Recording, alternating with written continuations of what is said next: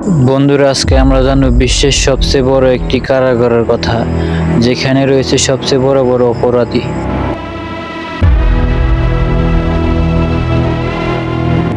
এই কারাগারটির নাম হচ্ছে সিকট। এখানে হাজার হাজার বন্দী করা রয়েছে। এই কারাগার থেকে বের হওয়াটা খুবই অসম্ভব। এখানের এক একটা দেয়াল অনেক বড় বড়, আর চারপাশে সিকিউরিটি গার্ড আছে 1000।